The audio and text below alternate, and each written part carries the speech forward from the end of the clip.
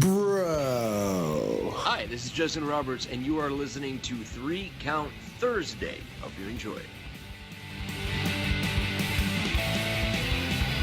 A little bit of the bubbly. I did it for The Rock. Give me what I want. Everyone has a price for the $1 Million Man.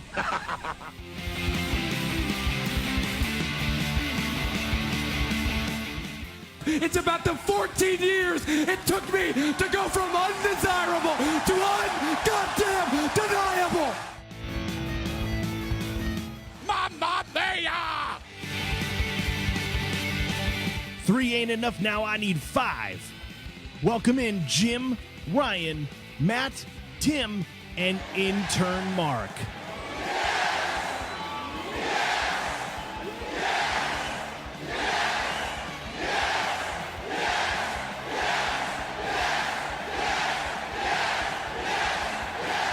They think they got the answers. I change the questions.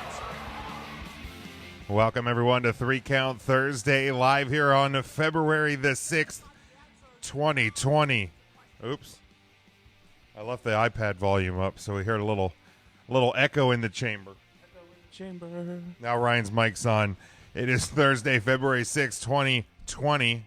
We are the podcast of the millennium. We got tons to talk about this week, including less than 60 days until WrestleMania. Network changes, and belts hurt. Belts hurt. Pain don't hurt, but belts hurt. But first, make sure you head over to our website, 3countthursday.com, number 3countthursday.com. All of our social media is at 3CountThursday. Our merchandise at whatamaneuver.net. What a maneuver. You can go to our Patreon at patreon.com/3CountThursday. We also are a proud part of NGSE Sports. So go to ngsesports.com for all of the shows, all of the articles, and much more. We also stream daily at leibsports.com, Ryan. That's LEEIB sports.com. That's correct. We stream there live as well. So hello to everyone who is listening to us live on leibsports.com. Greetings. And we got a great show planned for you here tonight. 4 independent shows on the calendar for this weekend, starting with Friday, or it's all on Saturday, February the 8th. We'll start in Lewistown, PA. It is CCW Classic Championship Wrestling presents Hardcore Heartbreak. There's going to be a theme over the next couple weeks, I think, with the independent shows. Hardcore Heartbreak is at MR Stacks Fitness in Lewistown, PA. Doors are at 5. Bell time is at 6 in Lewistown for CCW. Then, if you have not been to Lewistown this time of year, Ryan, what's it like? Is the time of the year to go. Lewistown, simply beautiful this time of year. Is it simply just beautiful? All right. And if you are following along with us in the live video, please give it a like. Please give it a share. We'd appreciate that. And then let's go to Paulsboro, New Jersey. Monster Factory presents Factory Approved at the world-famous Monster Factory in Paulsboro, New Jersey. Doors are at 6. Bell time is at 7.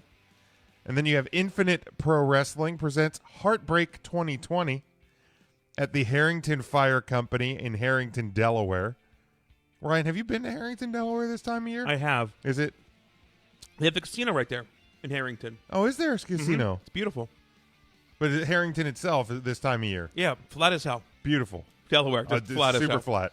But if you like flat roads, Harrington, Delaware is the place Delaware to be. is the place to be. 6:30 door time, bell at 7 there. And then MCW presents Future of Honor 4 at the MCW Arena in Joppa, Maryland. Doors 6:30, bell time 7:30. Joppa, a really easy drive from here, just straight down into out of Pennsylvania. Into Maryland. Folks, we have you covered not only in Pennsylvania, but New Jersey, Delaware, and Maryland today for independent professional wrestling. We are giving you places to go in the entire listening area for you to go support independent pro wrestling this week. Multiple states covered by us. Just us little three count Thursday.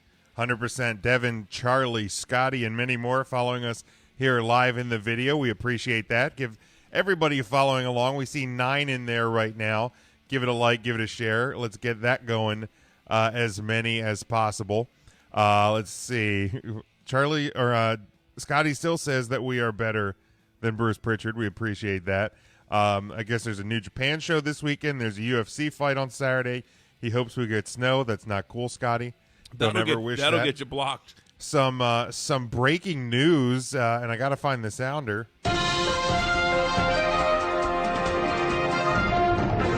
Just coming across the wire about 20 minutes ago. PPW. We regularly talk about PPW up there in Hazleton, Our PA. friends up north. They the first PPW that you and I attended, Ryan, was when the Stars of Impact Wrestling were part of the show, and they've had multiple shows where they worked with Impact Wrestling. They have. Are they doing it again? They are doing it again. Really? Impact Wrestling back at it again Sunday, June the 7th. Now Wait. Sunday? Right, not Sunday show. I know. See, like what usually happens on Sundays? Is it a pay-per-view? Live on pay-per-view on Impact Plus and Fight TV. PPW Impact Wrestling pay-per-view. It's a live pay-per-view on damn. Impact Plus and Fight TV live from Hazleton, Pennsylvania. And if you've not been to Hazleton in June, that's the month to visit it. Hazleton is just bustling with live plants and trees and other just lovely things up in Hazleton. Just lovely. June the 7th, you said? Sunday night, June the 7th. Wow. I'm marking that on my calendar. Yeah, I'm taking off the 8th. Now. Yeah, that should be a real exciting night. So exciting news there from the PPW crew. So congratulations to them for getting that pay-per-view show. You wanted me to ask a question to one of our listeners. You wanted, hey Charlie, how was the hockey game? Is that what you wanted to ask? I think that was the one. That was what you wanted to ask there. I just didn't want you to forget that. Yikes. Oh, Laura has a great idea. When we have breaking news, we should have the Blues Clues mail song so we get some new. Maybe we can find that. We'll look into that one. Good call there. Every town is beautiful this time of year, Laura. You wouldn't understand unless you've been to every town like I've been. It most certainly is. Just a beautiful town. Now let's Ryan, let's start with something. We're going to go a little bit out of order on the news tonight because this one came across. I saw it break across this afternoon. This is a pretty big deal. Potentially. Obviously, the WWE Q4 report came out today. Whenever these come out, like we kind of highlight them, but look, we're not financial experts. We're not, same way with like ratings. Like we report. Of course, them. we're not financial experts. I just got my income tax and it's burning a hole in my pocket so bad. Uh oh. You want to go to Hollywood after? Sure, let's do that. Actually, good night, everybody. We're going to Hollywood. WWE announced their Q4 and full 2019 financials today. Revenues increased 18% to $322.8 million, which was the highest quarterly revenue in WWE history. Operating income increased 87% to $99.8 million. Revenues reached $960.4 million, the highest in company's history. Operating income $116.5 million. SmackDown successfully transferred to Fox Broadcast, where viewership increased 20% over the prior year fourth quarter, and NXT extended its reach, airing live on the USA Network for the first time. WWE completed content distribution agreements with BT Sport, Viacom, CBS, Channel 5 in the UK, Fox Sports in Latin America, PP Sports in China, and Super Sport. PP Sports? Oh, Ryan. PP Sports in China. And Super Sport in Africa, providing strong platforms reaching WWE audiences in the region. WWE digital engagement continued to grow, with video views up 10% to 34.5 billion, and hours consumed up 7% to nearly 1.3 billion hours across digital and social media platforms. Billion. And again, that's why when we talk about ratings, that paragraph right there, those are ratings, people. They may not be traditional TV ratings, but those are ratings in and of themselves. Management believes WWE is well positioned to take advantage of significant growth opportunities. Company is pursuing several strategic initiatives that could increase the monetization of its content in 2020 and or subsequent years. Vince McMahon said of the report, during the fourth quarter, we expanded the reach of WWE's live programming and further engaged diverse audiences across platforms and formats. We believe the value of live sports to continue to increase, particularly in today's evolving media landscape, and we are well positioned to take advantage of this trend to maximize the value of our content. Which I found something out during the Super Bowl on Sunday. We reported that story the other week about that new women's show coming to Quibi.com. We found out what Quibi stands for: Quick Bits. Quick Bits. And it's all the programming is under 10 minutes on Quibi. Mm-hmm. So that's exciting. I didn't know that before the Super Bowl. It is 10 minutes in and out. In and out. 10 minutes in and out. If I did, never mind. I was gonna make a funny joke. They might as well just call that like Come in my face. poop shows. Well, yeah, pretty much. Really? Like I gotta sit on the crapper. I better load Quibi. I'm gonna pull up a Quibi. Right. Hey, I'm gonna go take a Quibi. There you go. But this one came across, and I know Devin asked if we were going to be covering it, and we absolutely are, because this one kind of came out from nowhere, in my opinion, and kind of caught, I think, everybody by surprise today. WWE considering selling pay-per-view rights to, quote, major streaming service. This article in itself is from SI.com, but pretty much everybody picked this one up this afternoon. Yeah, it's a big one. WWE is in talks to sell some of its video content, including pay-per-view broadcast, to major streaming services, company chairman Vince McMahon said on Thursday's earnings call. WWE has been in the process of expanding the streaming network, the WWE network, to include tiers of access at different price points ranging from free to $15 per month. The tiered network offerings were supposed to launch in January, but were put on hold. Vince McMahon said during the conference call, well, we have a lot of options. We could continue on as we are now with a free tier and a more enhanced paid tier. Right now, there's no better time to exercise the selling of our rights to all the majors who, quite frankly, are really clamoring for our content. So that could be a significant increase, obviously, in terms of revenue. WWE interim CFO Frank Riddick said everything was on the table. There's obviously nothing. Obviously, the devil's in the details in any of these arrangements. But at this point, there's nothing that looks like it would be anything would stop us from doing a different type of transaction with the network if we choose to. If WWE sells some rights to another streaming service, an announcement is expected in the first quarter of 2020, McMahon said. Moving pay-per-view events, the biggest draw for the potential network subscribers off-network would be a significant change in strategy for the WWE. WWE Network subscriptions decreased 10% in the final quarter of 2019, they announced, to approximately 1.42 million. The company does expect subscriptions to increase to about 1.47 million in the first quarter. It's WrestleMania season, baby. WWE stock plunged 27% overnight last week after the company's two co-presidents, George Barrios and Michelle Wilson, were forced out. We talked about that last week here on the show. The stock dropped another 15.5% Thursday after the company's reported fourth quarter revenue fell short of estimates. So again, we talked about, revenues being up and things like that, but it fell short of where they were targeting as a company. So, here's the thing, man, and we already have a couple of comments here. What's going on, Tate, Cousin Brian, Charlie, Diane's in here, Lee's in here. Again, we appreciate this if you're following along with us.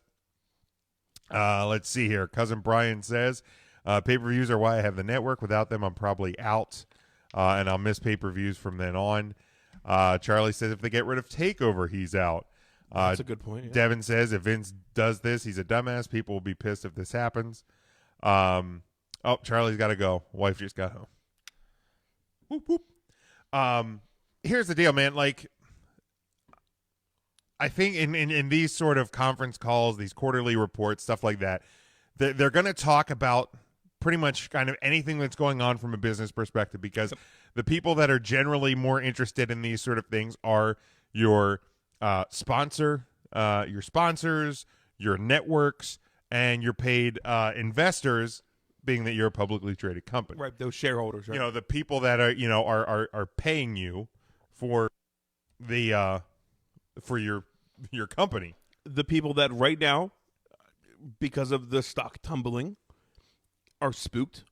Yeah, so you spooked. have to say things that seem extreme to calm them down, get trading on a good number again, have a bit of an upswing, and then we can have some serious discussions about this. And apparently during the call, Vince McMahon and Riddick and any of the other executives that were on the call, like had to reiterate numerous times, and I don't know if there was questions about it, but like that the XFL is completely separate, right, from the WWE. Like it was 2 years ago, Vince sold a shitload of his shares of WWE to fund the XFL. Right. So the XFL is Vince's money. Like, right. If the XFL fails, Vince loses money. If WWE fails, it's not going to. Obviously, the McMahons lose money, but so do the investors and all of that stuff that are within the WWE. The company, the publicly traded company. So, and yeah, like Vince is probably paranoid he's going to lose money. The investors are probably paranoid. Like, I want to pull up the stock number today because, yeah, I sent that picture across this morning on our social media and to you guys in our group text. Like, now's if you're looking to buy, now's the time to buy. So it closed at 44.5 today. Okay. That was down 9.8. What's the 52-week high on that? Let's see. The 1 year, it should be on the bottom. It should give you a 1 year high. Oh, 100.45. Yikes. Yeah. So it's taken a hit. The 52-week low, I believe, was like today at 40.24. So that's scary, especially like we saw it dipping this morning before we even had the conference call. The conference call was scheduled at 11. Sure. The investor call, Q4. So there was already unrest before the call even began. At 9:30 this morning, it was at 40.19. Okay. So the conference call started at like 11. Okay. It peaked before the conference call. Oh, so it was going up. So a little. it came up to 46.8 at 10:45 a.m. And then what was it yesterday? And then about Tell me the last 5 days. I At feel like this morning it dropped there. Oh yeah, to the low, and then it rebounded. And here's the thing: today was the day the report came out. Right. We had already kind of been aware that the report was not going to be great. I mean, you fired your president a week ago, so it wasn't good. It went from 62 last Thursday to 48. Last Friday. Yeah. Because that was the first day of trading after you fire your president. Right. So, I mean, yeah, this shouldn't come as a surprise. Now, the numbers themselves don't sound great. Hi, Frank. Hi, Phil. Thanks for joining us. Again, everybody, if you're following along with us live, interact with us here in the chat. We appreciate that. And give us a share. Get as many people in here as possible. Start a watch party. I know I did that already. So these bits of news are not great, but we also need to keep it in a bit of perspective because, again, revenues reached $960.4 million. That's, if you're keeping track at home, almost $1 billion in revenue. Right. So, and again, a lot of that is, I think, TV money, and Saudi Fox money. and Saudi money. Yeah. Right. And yes, which is fine. They're making money. It's a business. Right, exactly. That's what you got to do. So there's push and pull. The numbers, subscriber numbers, some of the live attendance numbers, like we're not going to go into full detail. We're not going to do a 2-hour show on the ins and outs of the quarterly report. That's not what we're here for. But some of the numbers, some of the bits and pieces of this were not what the WWE is expecting. And when that happens, right, wrong, or indifferent, investors get spooked, sell stuff off. That happens with every company. Yes. Right. Yes. I'm not a stock guy, but today I guarantee you, as quarterly reports came out, There was a lot of companies who were perceived one way that sold, and there was other ones that bought. So there was risers and fallers today. There's one person I can honestly tip my hat to, and that's where I've learned my most about stocks. I know who you're going to say. I know you know who I'm going to say. I know exactly who you're going to say. And that person's changed my life for the good with what I've learned in his class in high school. And I feel like every student should have had to take his personal money management class. A shout out to Mr. Morris tonight because my man. Yeah. I love that guy. He was my favorite teacher. He was my favorite teacher, bar none. And an Eagles K fan. through 12. He and I had so much fun with our back and forth. I believe it. With the Cowboys and Eagles, man. That guy taught me so much on the drums and everything. I absolutely love that dude, and I love that family. That family is awesome. Amen. Lee says the business end may have dropped, but in his opinion, the on-TV product has gotten better. Okay. I absolutely agree, and we're going to dig into Raw and AEW and NXT from this week. I thought Raw was a great show, and my God, that crowd in Salt Lake City this Monday on Raw. First off, and kudos to the WWE and also Drew McIntyre, and I can't remember if any other superstars did it in promos, but giving the Salt Lake City crowd recognition for getting it. They had. Can we just take a second and recognize all wrestling crowds so far this week? Because AEW didn't have a huge crowd yesterday. They were loud. And they were loud and hot, and it looked like they were having a great time. Let's give a credit to Full Sail and the NXT crowd who responded appropriately and just great with the Charlotte Flair angle. I loved everything that the crowd responded to just perfectly over these days. And you're absolutely right. Calling out Raw and that Salt Lake City crowd. Was it a big rainstorm? Is that what it was? Snowstorm. Snow. Okay. Yeah. Pretty severe. The state, all state offices and any government agencies, anything that was state run in Utah was closed at 10 a.m. Of course the government would shut down early. Government shut down 10 o'clock. Tweets from the governor, this and that. Stay in your homes, all of that. Wrestling fans are like, F this. I got Raw to go to. Right. And man, they were freaking loud, and it was awesome. And I thought the show was really good for it as well. But let's get back to this topic with the potential moving of pay-per-views off the network. First off, in my opinion, and again, this is just wrestling fan dude with a podcast on a Thursday night opinion. I do not think that they are going to move pay-per-views off the network. I really don't. But here's the thing. Again, we're talking about the fact that, when you're talking to investors who might be a little bit spooked, if you can be like, yeah, and I don't know if specifically ESPN Plus was mentioned, but I saw a lot of people journalists and things in the know this afternoon that were talking about that being a potential landing spot for WWE pay-per-views, similar to the UFC deal for their pay-per-views. So if you have an investor and they're getting a little bit spooked about oh my God, these numbers weren't as good as we thought, and you can be like, hey, we might be moving pay-per-views to ESPN Plus and standard pay-per-view again. And then you're going, and they're offering us, X amount of money or, some serious money. And that's to make a person who's concerned about their investment in the WWE, right, that's to make them feel better. Will raise again and be worth more than it is today. Yes. Because that's the game. When you're in the stock market, that's the game. Is your whatever you, that's why they say buy low, sell high. Because when you buy low and that stock rises, you make money. And if you're, when the WWE, when they went from 60 to 40, and then today, everybody's selling it off because there's a bit of paranoia out there. Yeah. So it happens. That's part of the game that is the stock market and being involved in financially in these companies. So I don't think they're going to move it because, and to coin a phrase, use a coin of phrase, you can't put the toothpaste back in the tube. You can't put the toothpaste back in the tube. WWE Network comes out 6 years ago now, which how hard is it to believe that? That's nuts.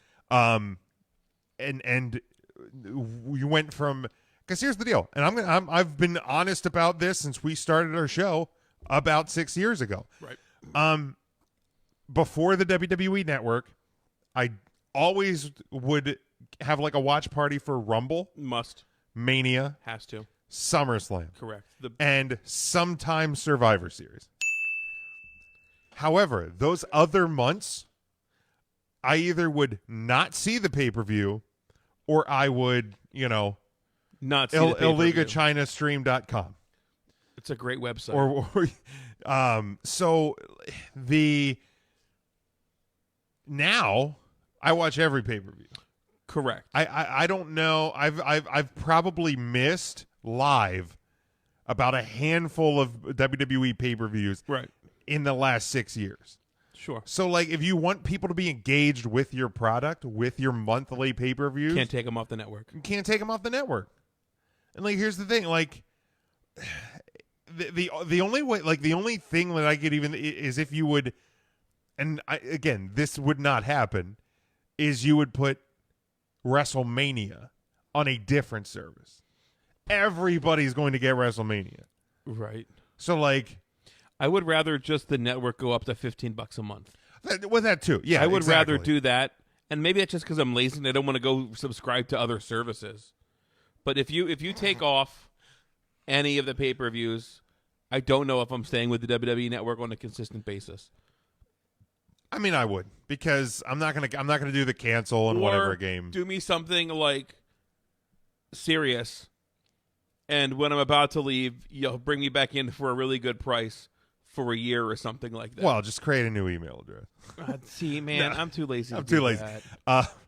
Lee brings up a great. What if WWE were to charge for pay-per-views through the network, like the ESPN Plus model for UFC?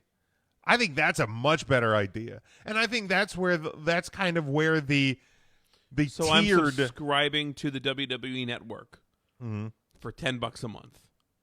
Well, like you always have. What would it cost me to get a pay-per-view then? An extra $5 a month then. For the $15 a month. Yeah, for the pay-per-view package. So like, and this is hypothetical. This isn't from the WWE. I feel like that could be really, really abused. Let's say you, I, Tim get together. One person buys the $5 package a month, and we just rotate that. Rather than charging to be fair, $15 a month. To be fair, flat. right now the network could be abused because I know they said like they were going to. Yeah, they've not been able to do that. They have not limited because here's the thing: I've had pay-per-view, like I've had it on my Roku, and like if Big Jim's got to take a boom during the show, you pull it up on your phone, pick up the iPad or the phone. Right. Take it into the crapper with you. You don't miss a match, together, right. and you can watch it together. So like, there's no, like like my brother has my network login, right? Like so he can watch wrestling if he chooses to. So yeah, he can Mamma Mia with us. I don't. If they're gonna do the tiered thing, so again, maybe you have your what you have now, but to be able to watch the pay-per-views, it's an extra $5 a month. Right, that's fine. I'll pay it. I'll gladly pay it. $15 a month. Leave everything else alone. Plus, I get the really cool network shows, much like the Ruthless Aggression thing that's going to be starting. Like, I want to check that out. Yeah, if you have not seen the trailer for that, wait until we're done with this show. Plus, if they sweeten the deal and bring in like some indie shows, like we've talked about, Evolve, ICW, or something like that, then yeah. $15 a month for that? Sure. And here's the thing, too. Like, another thought I have is, like, so let's say I do the tiered. Say I get the top tier. How about you throw everybody who's a subscriber to the top tier, like, on pay-per-view Sunday, 1 month, a free shipping code for the WWE shop, a special, I love free shipping. One free T-shirt with $25 purchase. Anything, something like that. So there's even more of an incentive because, like, if you're buying one T-shirt, you're paying for like 6 from a cost standpoint to the WWE. Sure. Let's see. Scotty asked, "What happens to takeovers?" I think takeovers. Even if WWE would move pay-per-views off the network, takeovers are staying on the network. I agree. I think so. So if it ain't broke, don't fix it. It apparently is broke somewhere. Something's broke somewhere. And he said, why can't they just leave it alone? That's not how business works. If you're staying still in business, you're moving backwards. Kmart, Sears. I mean, like Netflix has changed pricing and has pricing tiers. Hulu has different tiers and different price points. Sirius, I think Netflix went up $1 not too long ago. Like all of their tiers just went up $1. Yeah, I think so. And I don't even know how much my Netflix is. Hulu's the same way. You can do, Hulu free. You can do Hulu, Hulu what, and then you can do Hulu Dance. Not right now. I hurt my back this week. Oh, like vertebrae? I broke my back. Spinal. Spinal. Oh, okay. Hulu has the Hulu Plus Live option, so there's all different tiers there. Every, because I've actually looked into, because I'm looking at leaving DirecTV, but I've looked into like the like voodoo.com, VUDU.com. Yeah, that's that Godsmack song. Yeah. Yeah, who knew? They were years ahead of their time on that one. And there's different options there. So everywhere you go, there's tiered options. The WWE currently doesn't have that. Scott says you're just being too creative, but I think that's what you need with this network. If I have to pay $5 more a month, and I don't feel like I'm getting that value out of what I'm getting today at $10 a month, so they'd have to sweeten the deal somehow with some indie shows or something like that, or separate pay-per-views or something if they're going to charge me more. Yeah. I feel like I'm going to want more. That's what she said. A $5 more is a steep jump. You can give me $1 and I'm never going to bat an eye. But you do $5 at a time. Let's be honest. I'm probably not batting an eye at $5. I'm not either, because again, I'm just too lazy to cancel it.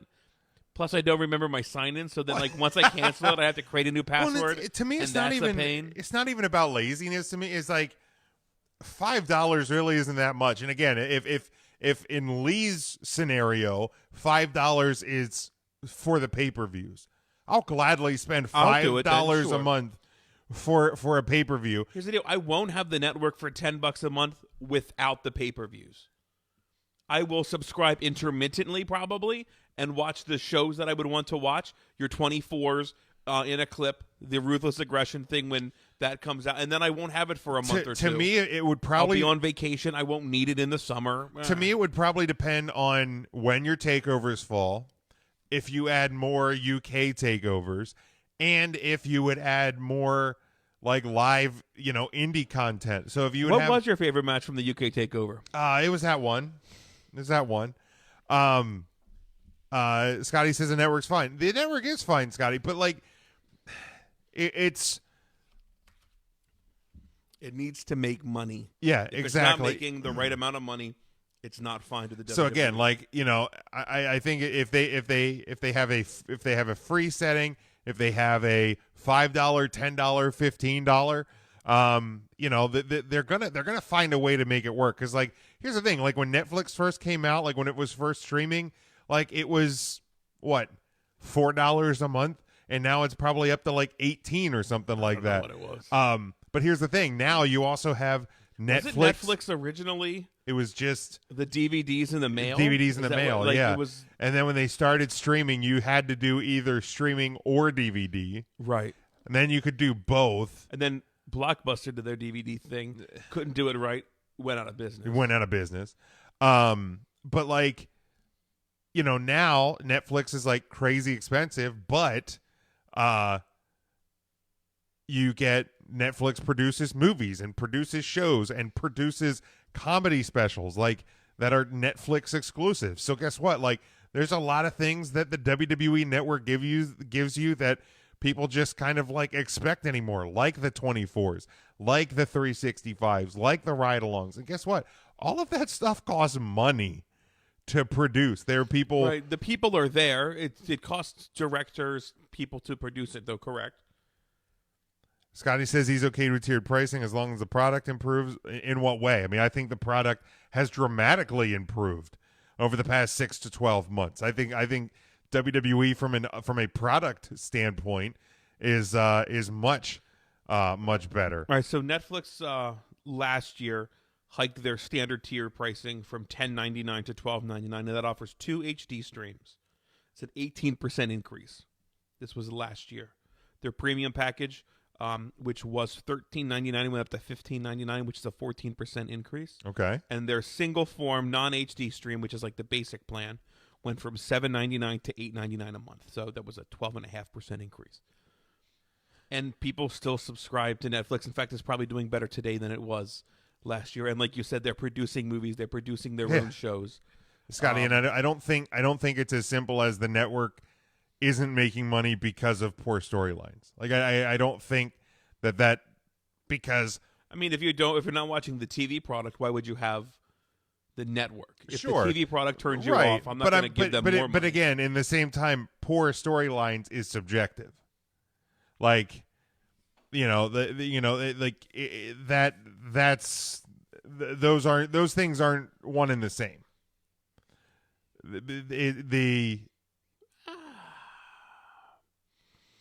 Individually, it might be. Right, so if it's subjective enough, though, then I'm not going to... Do you subscribe to New Japan World? I don't, but I don't enjoy New Japan Wrestling. There, you finally said it.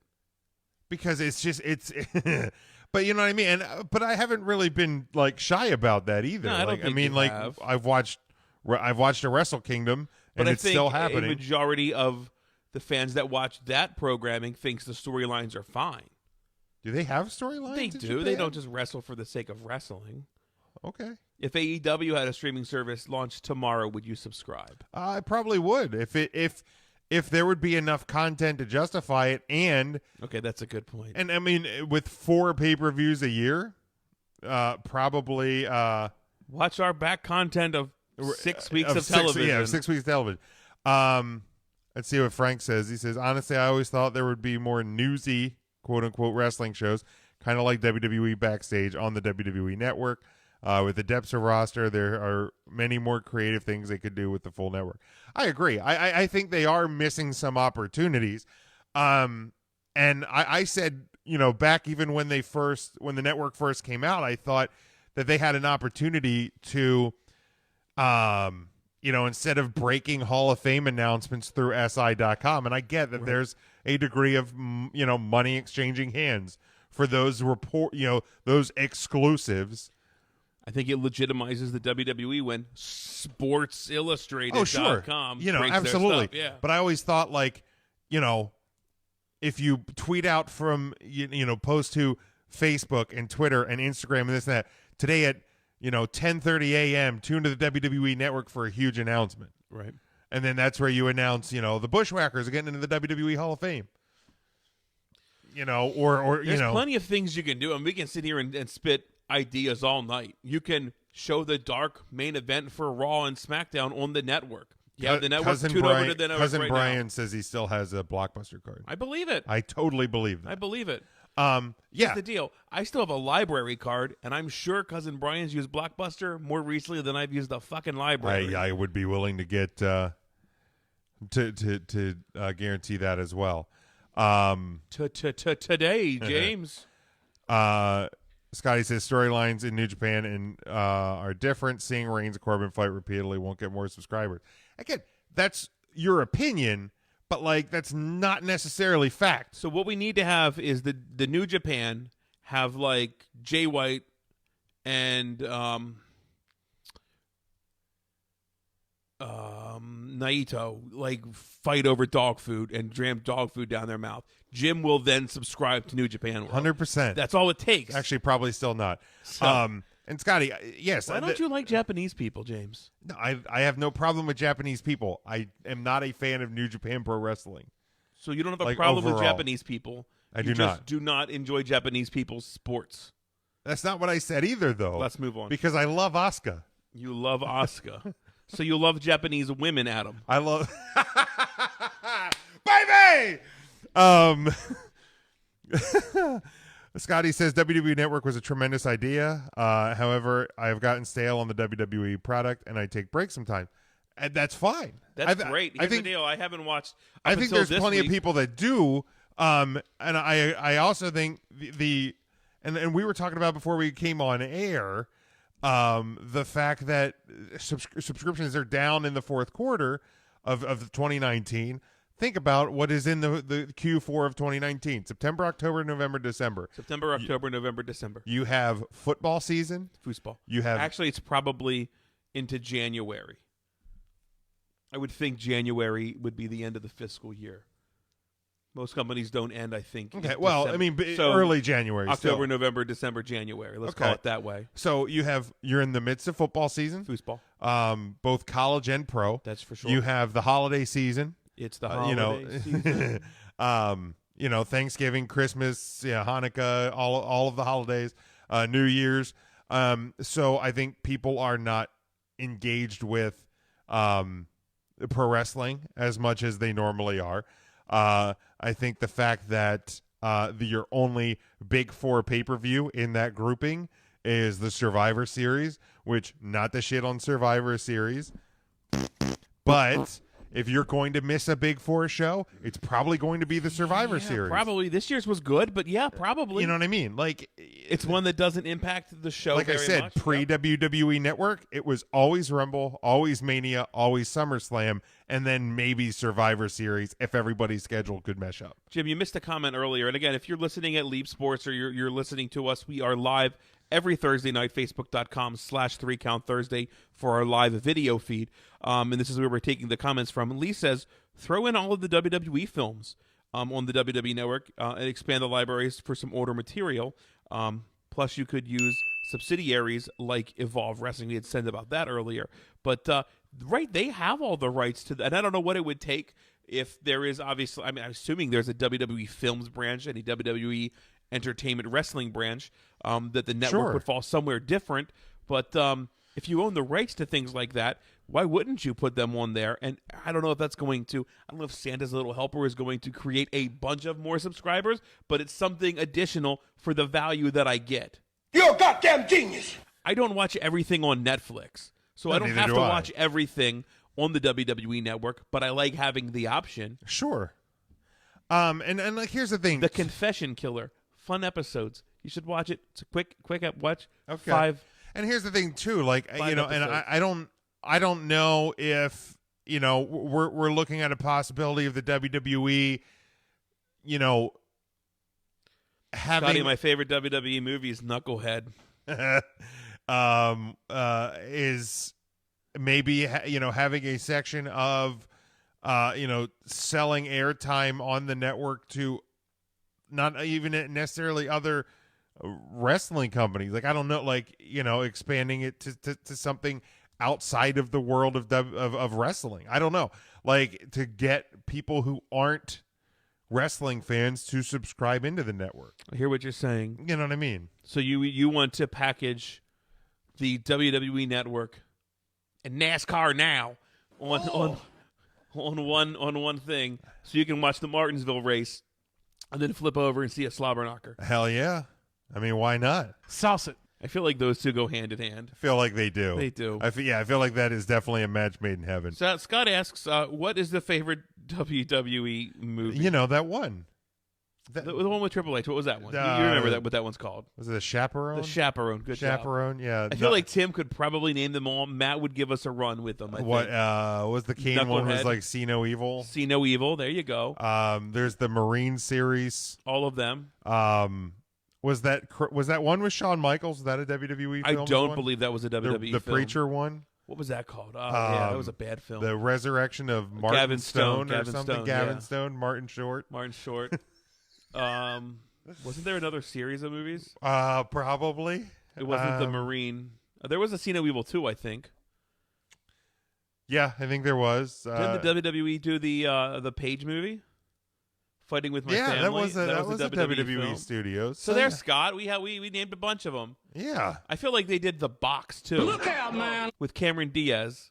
That's not even remotely related to... Yeah, I'm going to look that up because I feel like The Box was a WWE-produced film. We did miss a comment from Cousin Brian before Cousin Brian leaves, because I said you can't put the toothpaste back in the tube. He said Dr. Britt Baker, DMD, could put the toothpaste back in, and she is a real dentist and probably has the specialized equipment. She probably does have the little Probably tool. does, but he has to head out. Cousin Brian, thanks for playing along here with us tonight.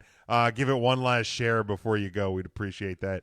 And get some more people in here. We'd appreciate it. But yeah, I mean, here's the thing. Going back to the original point, I do not think that the WWE is going to move pay-per-views off the WWE network. I think today you could see the reaction on social media, and regardless what anybody wants to try and make you believe, the WWE absolutely listens to their audience. So I think today the reaction enough from people when the proposals of this would have them steer away from this.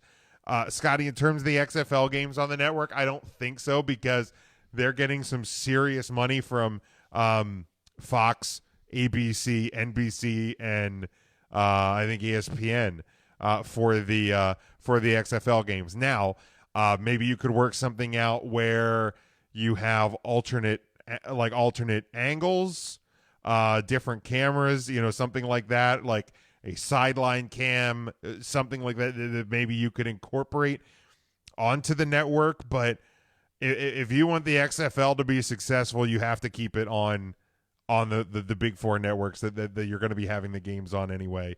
I think that's the only way that the XFL would be successful. Potentially, GP Toy says replays like the NFL network. So I don't think you do any harm doing that. No, that could, there was XFL commercials on Raw, and maybe your sale, on the product that you haven't seen any.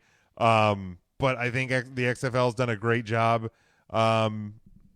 with promotion on social media and things like that. Like traditional commercials, I don't think are necessarily the way to go at this point, because here's the thing: the majority of my TV viewing does not come from watching things live to where I will see commercials. Right. Most of it's Pornhub commercials. 100%. Right. Oh, God damn it. I gotta wait 5 seconds for this bitch to stop. Okay, now we're good.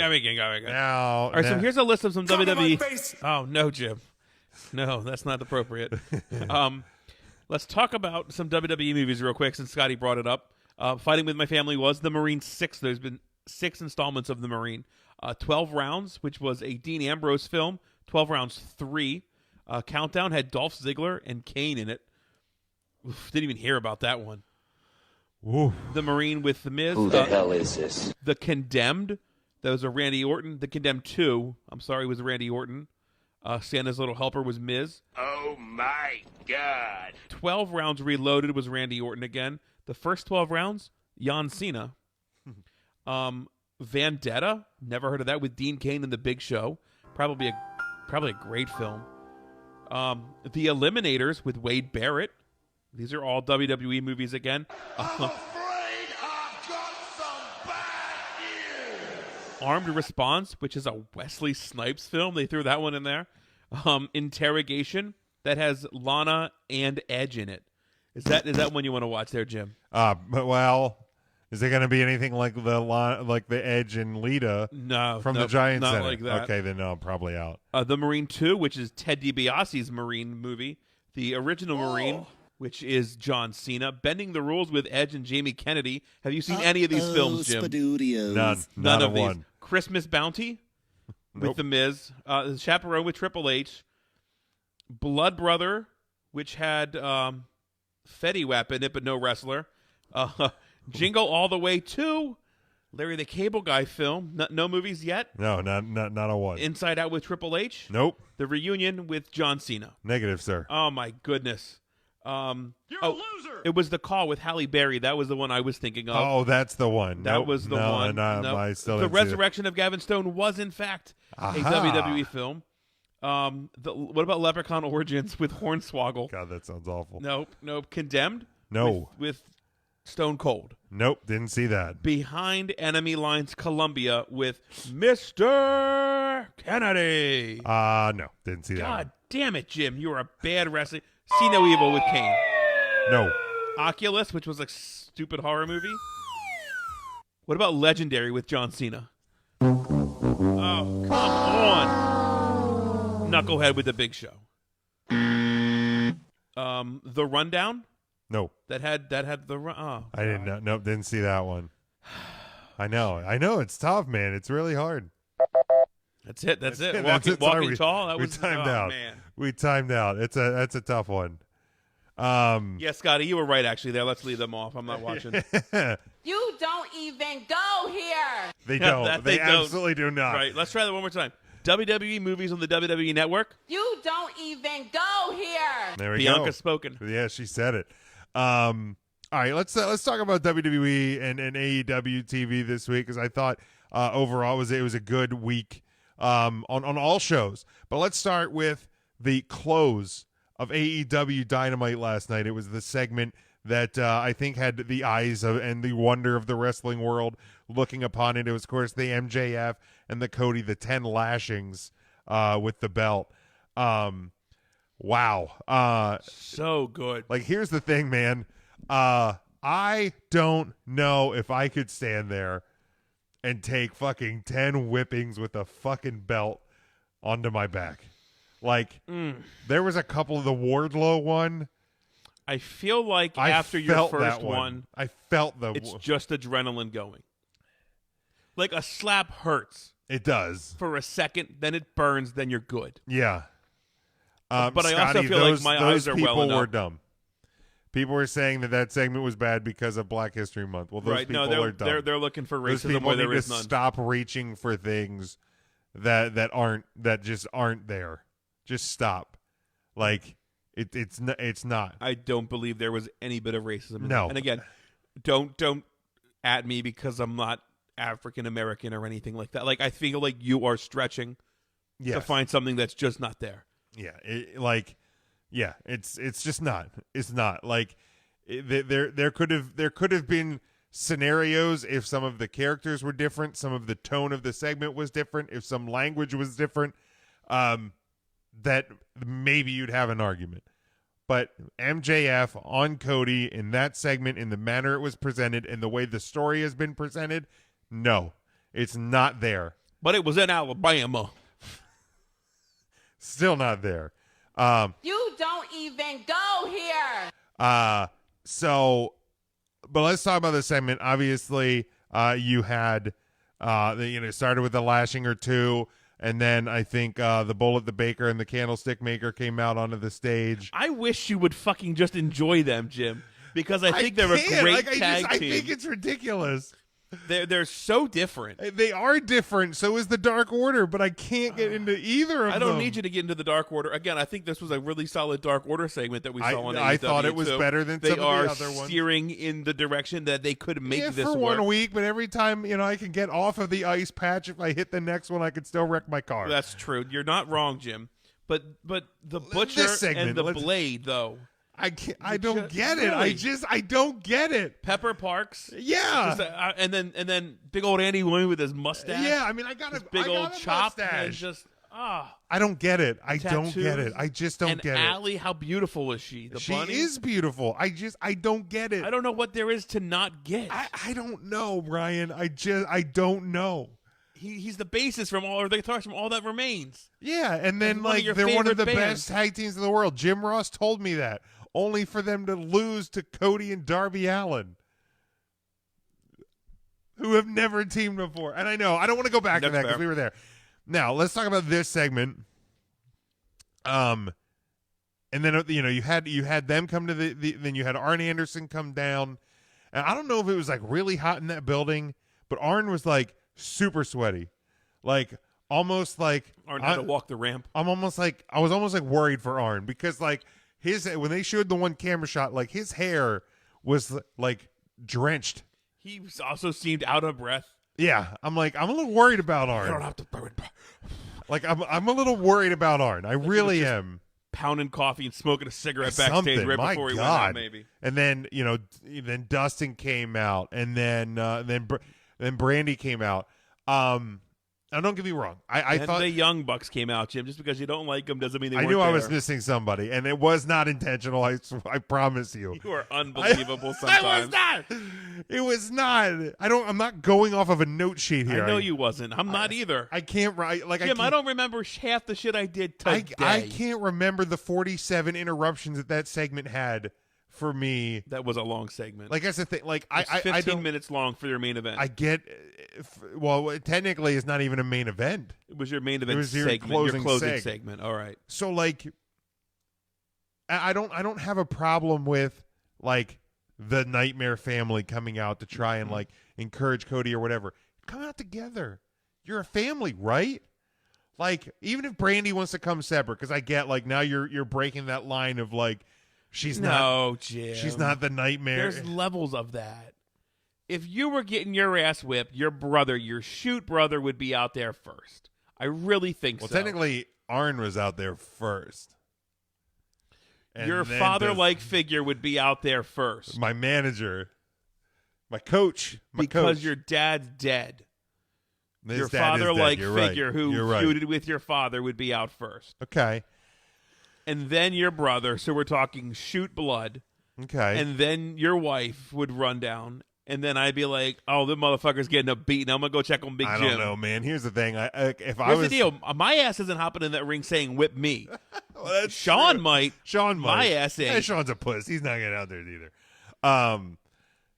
Okay. All right. I'll give you Sean. that one. The I don't get why the Butcher and the Blade and Alley came out to enjoy seeing Cody getting beat down. That didn't need to happen. But to the segment itself, I thought the segment itself was really well done. I thought the story was really well done. But Ryan, I think when you and I were talking about this last night, you brought up a really good point. I wasn't about to put this on Twitter last night. Right, smart. I wasn't about You're smart. to. Your phone did not need to catch fire overnight. Not tonight. Cody Rhodes sold those lashings. Yes. For the segment went for 15 minutes. Yeah. 10 lashings. He was almost dead. After 2 or 3, like, welled up, crying, almost dead. Needing all of these people to come and support him. Dead. 2 weeks ago, Daniel Bryan took about 33 whips to the fronts and the backs and all around Daniel Bryan. Yeah. And again, now this was a strap match, not a belt. I get it. But... and I'm glad that you were the one that said 33, it, not me. I forget how many lashings he actually took. Well, I think the total in the match was like 63. And his was almost 40, I believe. I guess my thought is, boy, that just cheapens this a little bit. And again, like somebody winding up and like really whipping you, it hurts like hell. I'm not taking anything away from that. No. Yeah, we're not trying to do that. But like I feel like I could take a lashing or two and just be like, this really sucks. Oh yeah, I mean it would like, suck ass. The welts on his back look really bad today. Oh, dude, the picture that Brandy posted today. Him and Pharaoh. That's a rough picture. Yeah. Even the one last night. I mean, you could see it in the ring. I mean, you are like dying after 5 of them. Yeah. Daniel Bryan. Bray Wyatt's whipping the shit out of Daniel almost still Bryan. won the Universal title. Right. At 30 of them. Right. Like, and again, like, yeah, I'm glad you said it. I mean, the first thing I thought wasn't even that match. The first thing I thought was the Tommy Dreamer. Oh, yeah. ECW, thank you, sir, may I have another. Oof. And, like, that's the first time we ever saw that. Sure. And the emotion in that segment was so raw. Maybe it's just the way ECW did things, but it was raw, and it was really emotional, and you felt for Tommy Dreamer. It's gotta be raw. It's just, oh, my God. Have you seen that lately? Not the Tommy lately. Dreamer? I should go back and watch that segment and just see how real all of that was. You really, really felt for Tommy Dreamer. RSGP says they would sign up to see you get whipped a few times. Patreon. All right, maybe that's what I. Oh, Jesus boy, Christ! I was gonna say I don't know if we want to turn our Patreon into like a BDSM channel. Yeah, that's tough. That's That could go to a bad place. We can do all the letters. We can do like an ASM. Yeah, we could do ASMRs on ASMRs, just a real nice AMS, whatever the fuck the letters are. Yeah, maybe we can explore that. We have an ASMR tier, a BDSM tier. RS Sports will be there, or RSGP. RSGP Toys will be there. Any good finds at the Goodwill, RSGP? I miss Goodwill shopping with you. But now here's the thing, like, and don't get me wrong, the emotion of that segment, obviously the physicality, hell, if it wasn't a plant, and I don't believe that this one was like the guy throwing the drink in Baltimore. It absolutely was. They weren't throwing live rounds on that guy when they walked up the stairs.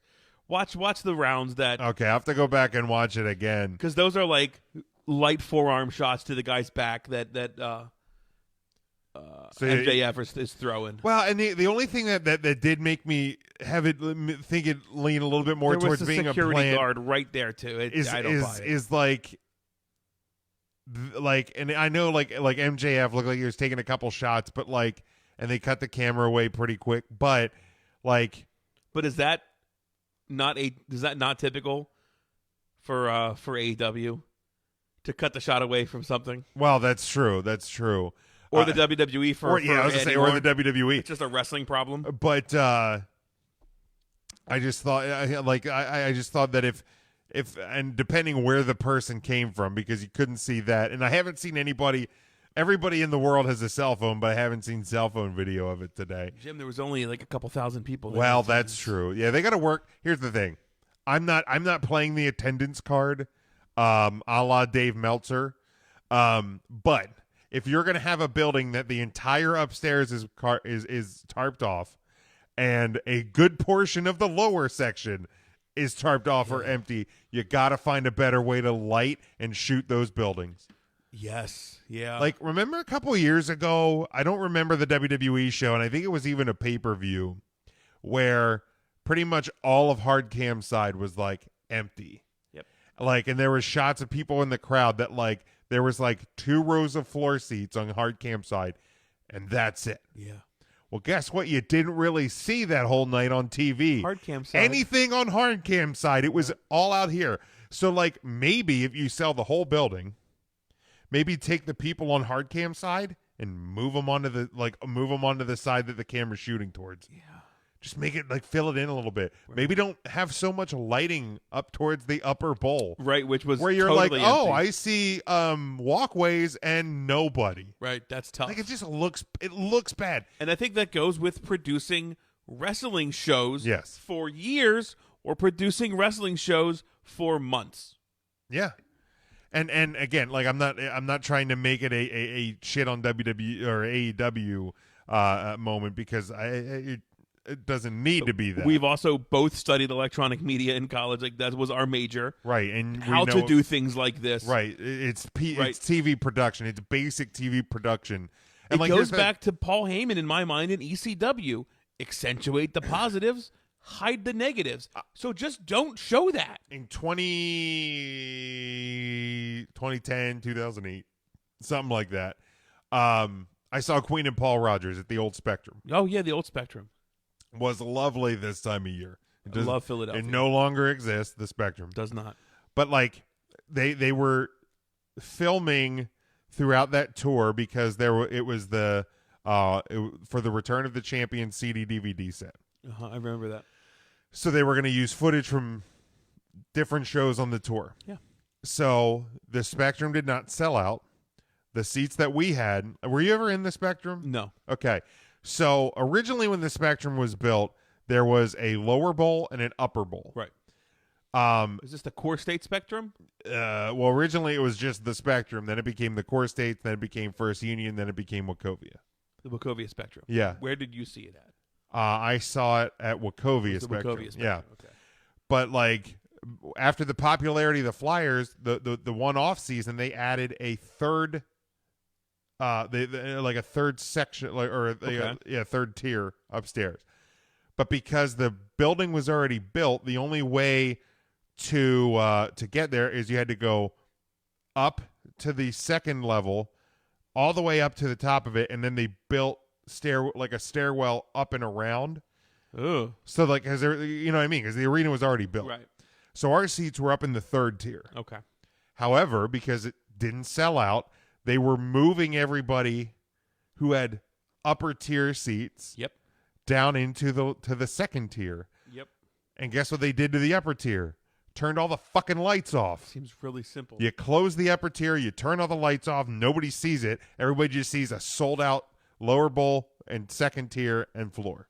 Then it looks like it's a full arena. It looks like it's a complete freaking sellout. Right, look at that.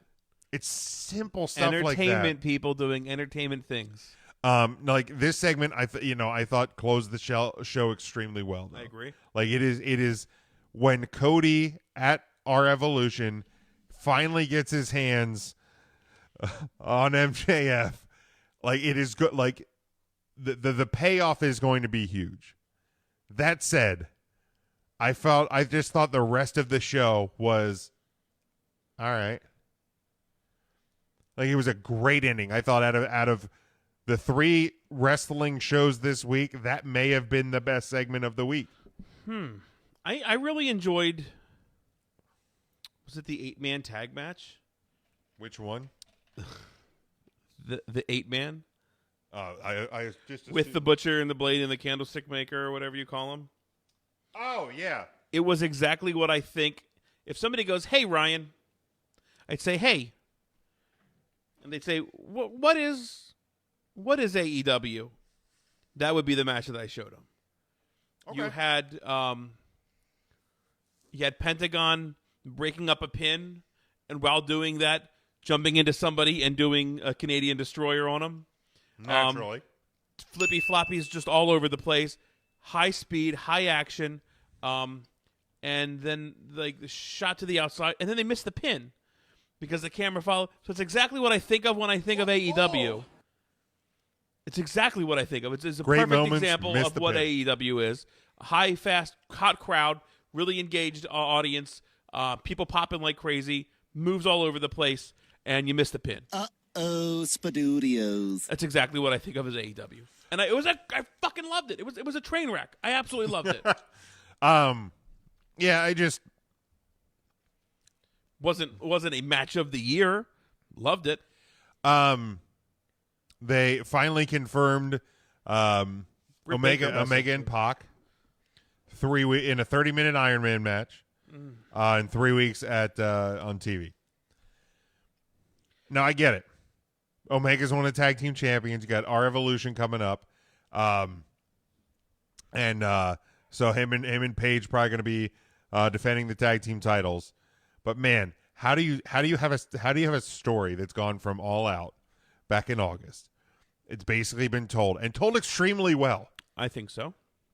I think this Pac and Omega, Pac's attacking Omega's friends, trying to cut him to the core to finally get him to give in and give him this rematch because there was no decision in August. And you're going to build up to your big payoff of this feud, a 30-minute Iron Man match, and you're going to do it on TV. Like, man, how is that not a pay-per-view match? And I get it. He's one of your tag team champions. Maybe you planned that poorly. But I know Hangman Page. Hangman Page is a star. That guy, I have this horrible feeling that he's like destined for a heel turn and they're going to do it way too quick. I agree with that. Because that's where it's building towards.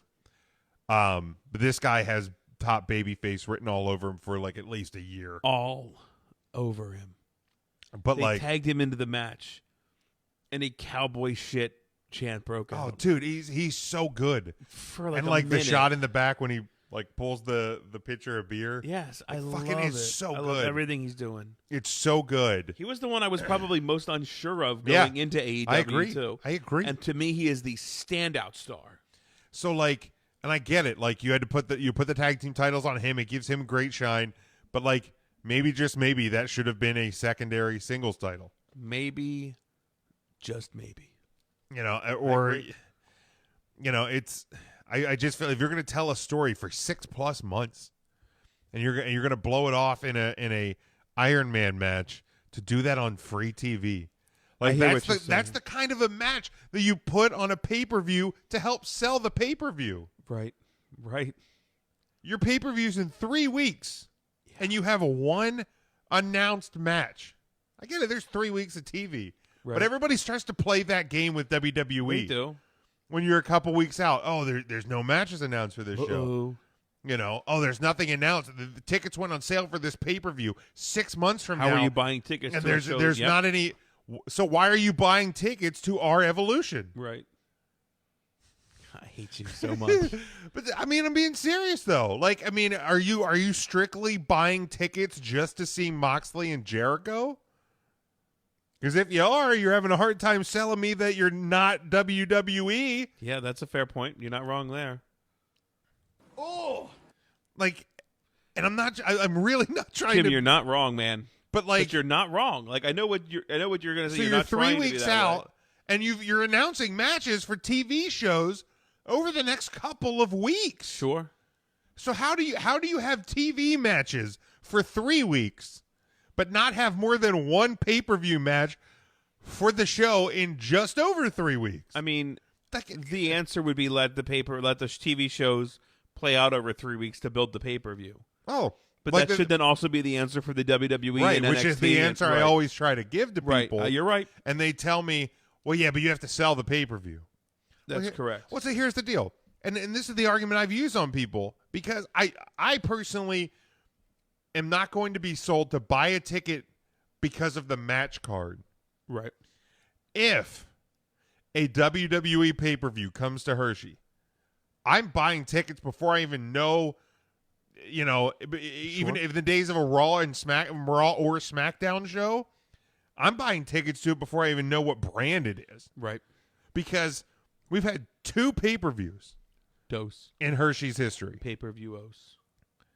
You know, if AEW announces a pay-per-view. If AEW announces a TV show. Sure, but if AEW announces a pay-per-view for Hershey, I'm going. Yeah. I'm not waiting to find out I'm going which to TV ex-WWE stars are having the main event on that show. Right.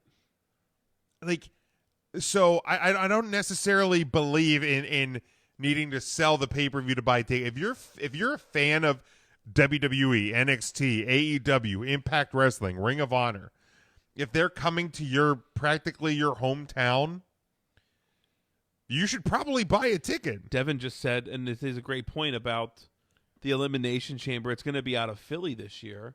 That it's the Elimination Chamber. That's why you go. Yeah, who really cares? I'm what really it is? considering about going. That's why you would go.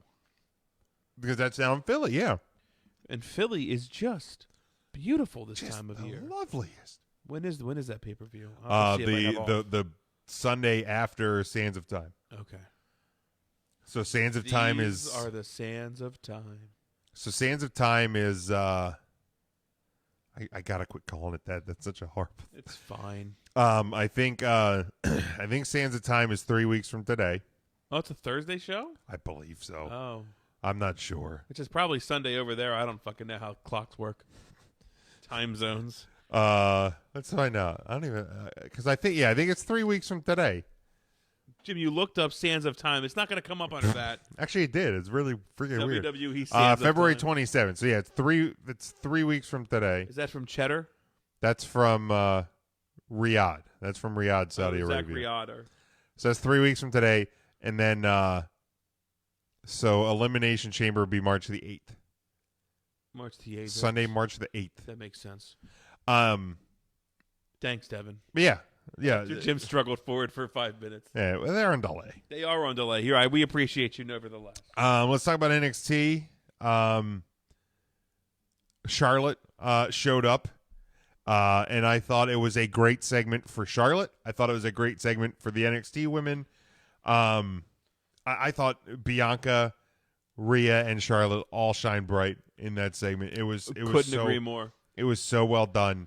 And I think it was well done because they made it look like they will outshine Bianca, and then Bianca was able to come back and have hers, and then you don't even go here. And now you get to concentrate on the takeover match. Yeah, which is not this Sunday; it's next Sunday. Okay, or Saturday, right?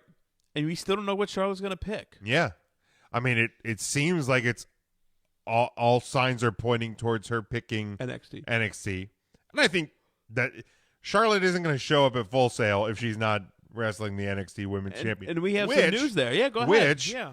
is still, or once again, I guess, the NXT Women's Championship, which once again proves still WWE listens to people. Because people were like, why is it not the women's title? Okay, so it is now. So she is NXT Women's Champion Rhea Ripley. There it is. Boys have penises, girls have vaginas, and different titles for both. Yes, for both. Yeah, there it is. NXT has spoken. Velveteen Dream returned, channeled his inner ravishing Rick Rude with his tights. Oh my! Looks like he has all sights pointed towards Roddy Strong. Mm-hmm. Sure does. That was a cool way to bring him back. I thought that was extremely well done as well, with like the 3 circles on the thing, and no, I mean, here's the thing, and did his trunks have like Roddy's wife, right? Yeah, that's great. Similar to the Jake's wife. Yeah. I thought, like I said, Cody, the lashing segment was the best segment of the night for sure. I thought NXT was the better show. But let's tap the brakes on that. That was a pure entertainment segment. 100%. Great. Right. 100%. And it was the best segment of right. I comment somebody the other day. I saw a couple people talking to people that we follow on Twitter, and the comment was made that people don't watch NXT because they want something different than sports entertainment. And I went, time out. If we're comparing Wednesday shows, AEW is by far the sports entertainment show. I totally agree. By far. NXT is the wrestling show. By far. Probably. I mean, there's still plenty of storylines in NXT. Oh, absolutely. I think you have to have storylines. But I feel like all those indie darlings that everybody was clamoring over 2-3 years ago are in NXT today. They are. Your Keith Lees, the Matt Riddles, the Dominic Dijaks. Well, and like the whole North American Championship. This was kind of like my You Bring It thing. But I saw a tweet from at SRTU podcast, Still Real to Us podcast, yesterday morning, and they said, the recent Timothy Thatcher and Killer Cross signings have me wondering why more free agents are signing with WWE than AEW. And I mean, they are. I think it's here's my just opinion sitting behind a microphone. It's just what you grew up watching. Sure. It's your dream. That was kind of the thought I had. A 5-year-old, you're in my age, Jim, wasn't dreaming, boy, I hope I get to sign with not the WWE. Right. It might have been WCW at the time. Yeah, possibly. I'm a WCW guy. And boy, it would be my dream to work for WCW. Like I would venture that Tim might have had that. May have been the aspiration of, I'm going to grow up to be WCW champion. But growing up, you, after your shower, cutting a promo in the mirror, Jim, sure, was for the WWF Championship. 100%. Right. It's WWF Championship. Do you ever have the toy microphone that would like play the sounds? Yep. Yeah. When the battery died and it was just a microphone. Just your microphone, right? Like, yeah. Because apparently batteries were fucking really expensive and no parent could afford new batteries. Right. I was like, hey, that doesn't work anymore. Yeah, tough shit, kid. Tough shit, kid. Right. You grew up and you find out batteries aren't super expensive. Right, exactly. Right. Like, weird. You've been lied to almost. It's like, I'm gonna make them find that Hasbro microphone right. from 1987. See, Mom, $128 and it's working again. Bitch. No, just kidding. I think that is a great point. Like, and I also, I think there's the element of opportunity for exposure. Sure. Like right now, AEW has one TV show and one YouTube show, where the WWE has, Raw, SmackDown, NXT, Main Event, NXT UK, and countless. You have house shows, you have NXT house shows. Like, and I get why AEW doesn't do house shows. Maybe I want, and this is changing, but maybe I want to have a Ryan figure. Maybe I want to have a Ryan. Oh, AEW toys are coming, by the way. I know they're coming. Okay. Yeah. That's why I said it's changing. Yeah. Okay. But maybe those are things. Possibly. It's one's tried and true, man. Yeah, one's been around the block. Yeah, I think really that's what it is. And and I know that there are superstars that want to leave the WWE. Brody Lee, potentially the Revival. Jericho, Moxley, Cody, right? It's Dustin. Not there for everybody. But here's the thing, and I will say this, and I've said this before. For every superstar that wants to leave, there are probably multiple that are ready to take that spot. Ding yourself. And it's the same way, and the NFL, there's to bring football and real sports into this, the NFL has seen retirements of some big-time stars at a young age. Luke Kuechly retired this offseason, 27 years old. But you also don't hear 11-year-olds saying, boy, I hope I grow up and can play in the Canadian Football League.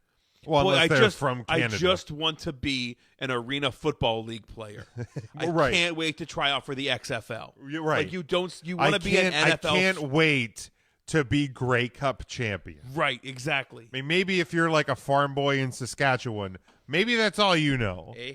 But if you're growing up in Tuscaloosa, right, you're not being I want to win the Grey Cup. Right. No, that's not what you're saying. I want to play football on a 50-yard field. Yeah. I want to win the Super Bowl. That's what you're saying. Damn, my cousin's hot. Oh, yes, Chucky, we have our top suspect. So I think that plays a lot into it as well. And it's not a shot at AEW. I don't know who or what AEW wants in new superstars, because after their initial roster, they've added Big Swole and they've added Chris Statlander. I think B. Priestley was added. I'm not sure how many men. Right, they added a women's division because they didn't have one. The two for the Dark Order. But additions are few and far between. Correct. We're not making wholesale additions right now. And again, when you only have a 1 hour program on YouTube, don't really need it, right? And a 2 hour show on weekly TV that features, the same characters every week. Yes. You don't have room. And Dark is featuring the same characters. We saw Janela actually wrestle on Dynamite. We haven't seen Janela wrestle on Dynamite for a while. We also haven't seen Sonny Kiss wrestle on Dynamite. I don't know, ever. Yeah, and I'm maybe once we've seen that. V's. Yeah, I think he teamed with Dustin one week. Now, again, I'm not bringing these things up to make fun of AEW. I'm bringing these things up because these were the types of things that I tried to explain to people were going to happen. The people are like, AEW is going to change the business. Well, probably not, because part of the key of getting people to watch you week to week is to recognize the people that you're watching week to week. So you can't do that if this week you have Cody and Dustin and Marco Stunt and Darby Allin and B. Priestley and Nyla Rose. And then next week you have 14 wrestlers that nobody last week ever heard of. You're absolutely right. So but I feel like another thing they're struggling with is finding the balance between putting new people out and when you have.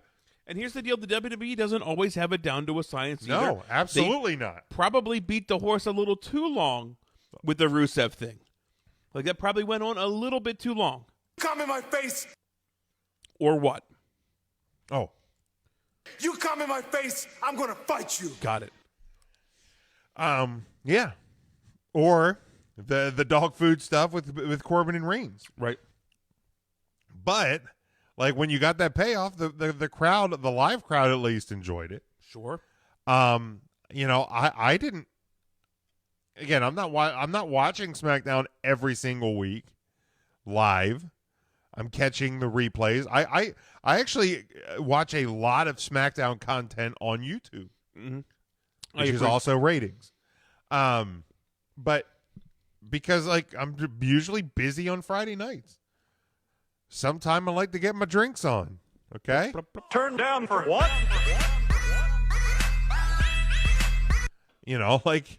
It's going to happen. Right. I'm not going to be there to watch SmackDown live every week. It's just not going to happen. But I don't think the product's been as bad as people are saying. NXT good, AEW good, Raw I really enjoyed this week. Don't look now. Brock Lesnar has been on every WWE Raw / pay-per-view in 2020. So what you're saying is Brock Lesnar is here. He's here. Brock is here. Dude, I loved Raw. I thought that was a... What is that? No.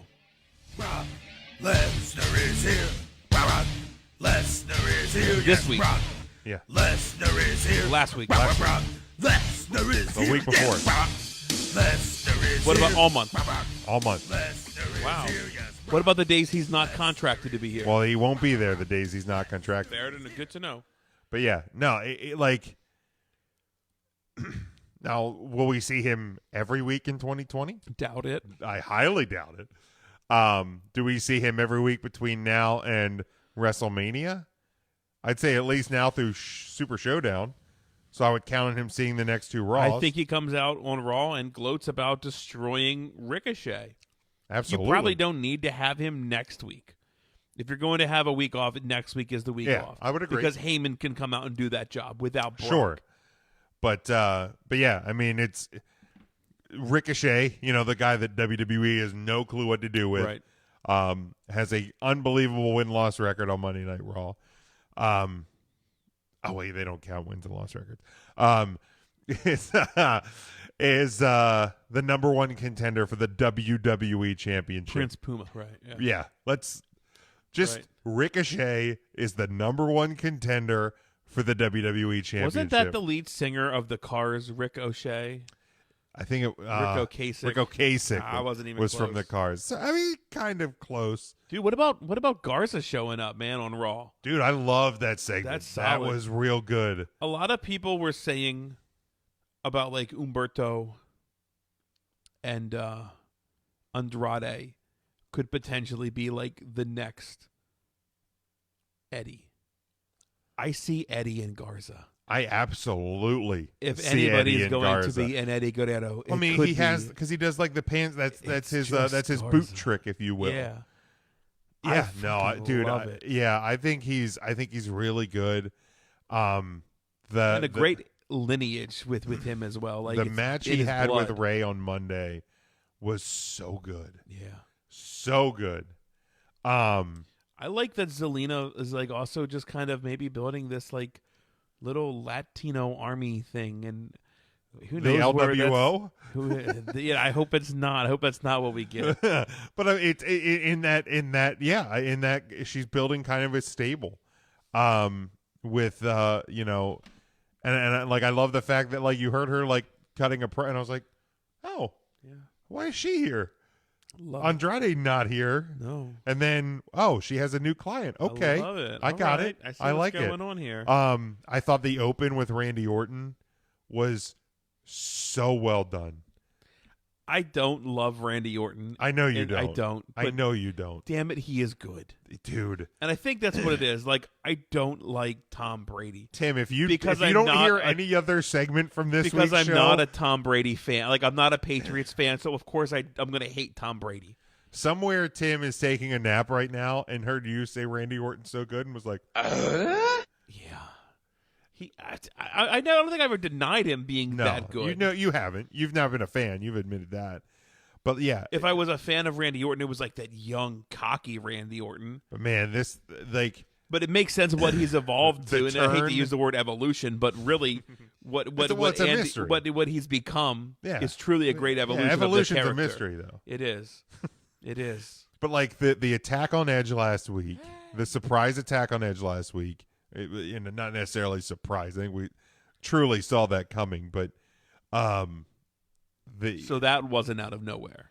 no, that wasn't. I think there may have been an RKO out of nowhere. But, Okay. and then obviously Edge isn't there. He's recuperating at home. Finally got out of the medical facility. Oh, did he? Good. Yeah, he Good. got out of the medical facility. And then just Orton trying to explain himself, and then is just like, I don't have to do this. Right. Because he's Randall Orton. And just the commentary letting that moment breathe.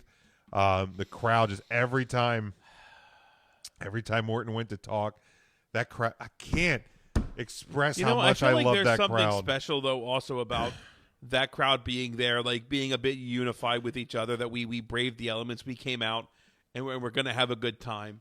Like there's just something special about that. I feel like that happens at shows that are maybe undersold a little bit, much like the AEW crowd. It wasn't a huge crowd, but damn it, they were hot, and they were like, we're going to represent this brand as best as we can. I feel like that's what we got with Raw. Yeah, and it really was kind of a special night. I enjoyed the whole show. Ruby Riott came back. Looks like she's in a feud with Liv Morgan right out of the jump. I love that. Lana got squashed by Liv Morgan for the second week in a row. Like so yeah, they probably botched a little bit on the initial Liv Morgan return, but they're steering into the skid, I think, fairly well. Devin comments here that Brock Lesnar is going to murder Ricochet in Saudi Arabia. Probably. I mean, if there's a place you're going to murder somebody, it might as well be Saudi Arabia. Oh. There it was. Let's just hit a couple of items here. In an interview with SI.com, John Cena had this to say about Brock Lesnar talking about the Royal Rumble. I thought the event was extra special. It was great to be able to watch it as a fan and not endure any fear of missing out and just enjoy the event. I can say with the utmost sincerity that I believe Brock Lesnar is the best in-ring performer that I've ever seen, and I know it's an opinion. If you want a cool quote, here it is. I think he's the best in-ring performer of all time. I feel like if somebody would know what that takes, Are you sure about that? It would be John Cena. This is what I'll say. I don't talking about sports, even talking about wrestling, I don't necessarily like best ever discussions because there's different eras, and I'm not talking Attitude Era, Ruthless Aggression Era, and all that. I just mean I feel like if you're talking sports, there's definitely the games evolve. The games changes, right? From just play calling, play style, the intricacy of offenses and defenses, the way that rules are enforced, etc. There are a lot of quarterbacks today that would not hack it in a Fran Tarkenton era football game. Not at all. Because they just were not protected the way they're protected today to be great quarterbacks. Yeah. Fran Tarkenton being protected today probably wouldn't be as great as we remember him because there are just so much better athletes today, like a Tom Brady. Sure, 100%. Like in baseball, like you had different eras of the way, like bats were manufactured, the way balls were manufactured, the way, the strength and athleticism of pitching and hitting and stuff like that. Steroids versus non-steroids. What was the average pitch speed for somebody like a Ty Cobb to today? Yeah, I mean, 80s probably. Right. You probably had a lot more knuckleball pitchers. You probably didn't have as many intricate cutting, cutting fastballs and changeups and all this. And I'm not saying like Babe Ruth was a bad player. Oh God, no. But I don't know if Babe Ruth could hit some of the sliders and shit that are being presented today. And like hockey, you have wooden sticks versus the composites of today. Which I actually heard an interesting thing on the game, the Sabres game tonight on NBC Sports. They were talking about how like teams are starting to panic a little bit because guess where a lot of hockey sticks are manufactured? China. Guess who has factories that are currently closed because too many people are sick with the coronavirus? China. Oh. So there's concern of a hockey stick shortage at the highest level of the sport. Wild. Because they can't get new sticks from China. Yeah, you hit the roll button. I hit the which would make would make hockey fans very sad. It would make them very sad if they didn't get their sticks in time. So I was like, are they gonna have to go back to like wooden sticks? Just an old wooden stick? Because I think those are still manufactured in Canada. Can you just see all of like the coaches and team sponsors just running down to like Dick's That's what buying all of my the wife sticks says. you Because got. these teams are going to have to go to all the sporting goods stores and things like that and buy out the sticks. Apparently, there's a manufacturer in Mexico that it's a much smaller operation, but teams are already trying to scramble and get sticks from Mexico. Yes, I'm like, I could have never. But yeah, El Stico. China, freaking El Stico. El Stico, Jesus, from Mexico. They make the hockey sticks. El Stico. But no, here's the thing. You have to bend the paddle. Obviously, they don't do that for you. Sure, but yeah. sure. In terms of Lesnar's greatness, I think Lesnar is one of the best that the WWE has ever seen. Okay. Both incarnations of Brock Lesnar. The first one, which was just this fucking 300-pound monster that just ripped through everything, but was also not afraid, sometimes to his own detriment, to get on the top rope and try flipping off the top rope. And almost I broke my back. Real close. And then what we have now, who's just kind of become this wrecking machine that may only have 5 or 6 moves in the chamber, but Brock Lesnar right now in this run is the best right place, right time I think we've ever seen. Oh, dude. From Money in the Bank till now, this Brock Lesnar. I mean, not even now, even WrestleMania 31. Go back to Suplex City, bitch. If he didn't say that, what that would have been. If Brock Lesnar doesn't win Money in the Bank and do the Brock dance. Dude. Just a problem. I don't know. Do you think that was scripted? Hey, Brock, put the fucking thing up here and no, I don't think dance. that. Here's the thing. I don't think that was scripted. I feel like Brock is just shooting from the hip and he's having fun with what he's doing. There was a report about R-Truth. Yes. That it seems like Brock Lesnar's having fun on this run and wants to find more things to do with R-Truth because he found it funny. See, and that's the stuff, because you've always heard this report, Brock's only about himself, he's only about making money and this, that, which first off, most people are. But secondly, I don't believe that that's true. And that's why I said, all of the things that have led up, all the things that you've hated about Brock Lesnar, how he's unbeatable and how he holds that belt hostage and this and that. When Drew McIntyre, and I'm fucking saying it, when Drew McIntyre beats him at WrestleMania, that is going to make that moment that much bigger and that much sweeter because of all the shit that we've had to deal with with Brock Lesnar. It's almost like the money's in the chase. Yeah. And the bad guy has to have it to have the chase. Right. You have to create that moment for the good guy.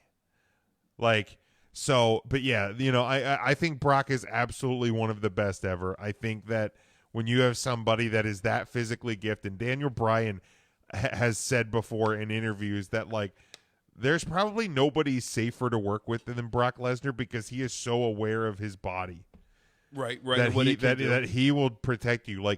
It may look like he is hurting you and destroying you, but you are 100% safe with him all the time.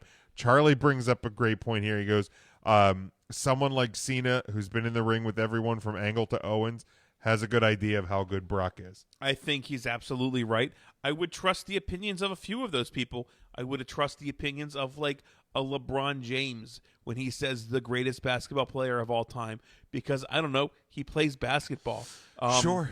If Wayne Gretzky says, look, I wasn't one of the greatest players, but one of the greatest players was X. Right. I don't know who you want to put in there. Mario Lemieux. I don't know what the number one greatest player of all time in hockey would be. Widely it's considered Gretzky. I think. But if Lemieux said, "Look, if Lemieux never got hurt and didn't have cancer and didn't have the back injury, Lemieux probably would have bested Gretzky's numbers." Okay. Lemieux was that good. I mean, and I feel like we're seeing Ovechkin head that direction. Yeah, he's currently 698 goals. That if Lemieux, I'm sorry, if Ovechkin passes Gretzky, and Gretzky's like, look, I've had the ability to watch his entire career. Gretzky's already gone on record. Gretzky says he is the greatest player of all time. Then I will trust Wayne Gretzky. Wayne Gretzky's already gone on record and has said that Alex Ovechkin's the best goal scorer of all time. Okay. Because the way that rules and equipment and everything's set up now, it's actually harder to score goals now than it was in Gretzky's era. It was like a free-for-all in Gretzky's era. I mean, like, I think Gretzky had like an 8-goal night one night. Like, that just doesn't happen. Right. You know, I think one year, I think he had Didn't Gretzky have to deal with the 2-line pass though? Yeah, but he could just cherry pick out around center ice. Oh, that's a good point. Yeah. And then a lot of guys did that back then. Right. And like, I think one year Gretzky had almost 200 points. Yikes. In a season. Yikes. Like, you're not going to see that. Right. Guys now that are winning the points are 80, 90. Right. It's a good point. Okay. So it's just, again, different eras. But, yeah, I think Lesnar, obviously, one of the best.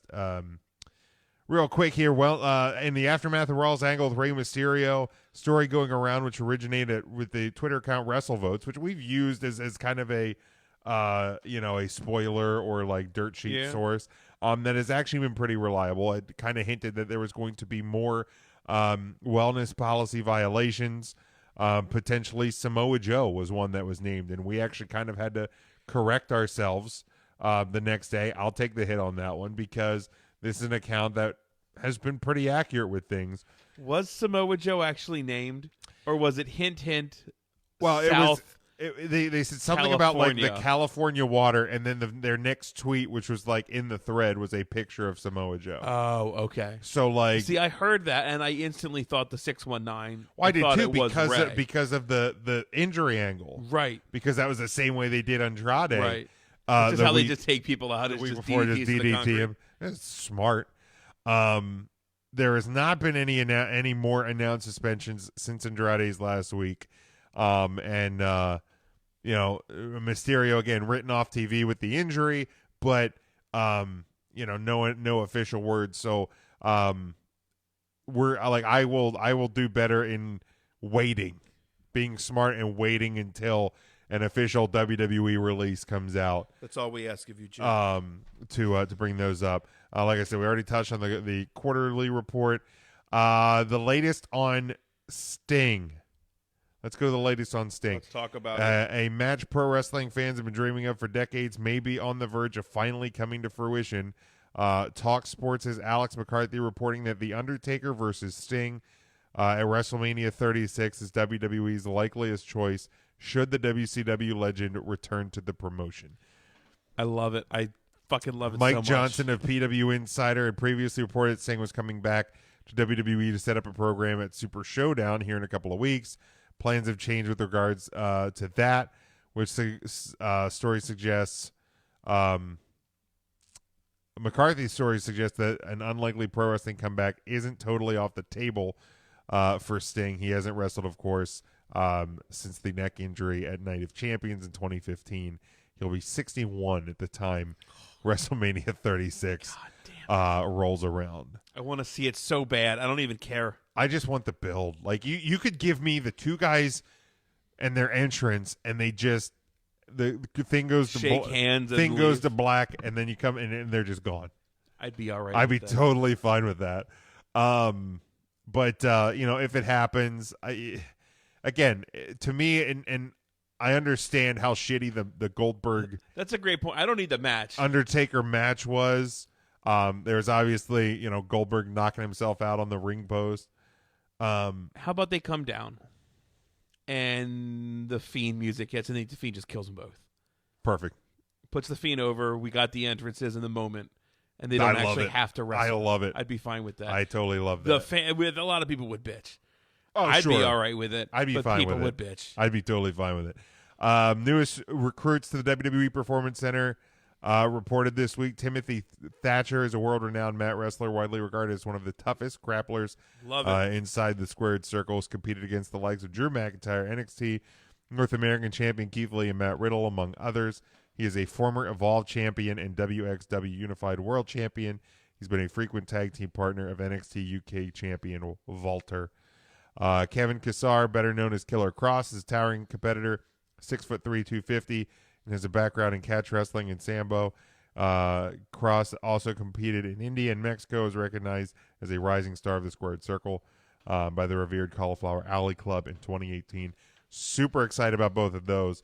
But also a former guest of this show, Aja Pereira, in a video uploaded on the WWE Performance Center YouTube page, Pereira announces Aja Smith is introduced as the first female African-American referee in WWE history. Love it. Congratulations. So congratulations to those three, especially Aja Pereira, former guest of this show. Devin says he doesn't want to see Sting versus The Undertaker. He wanted to see them in their primes. Now he doesn't want to see it. Yeah, I don't really want to see the match. I just want the build.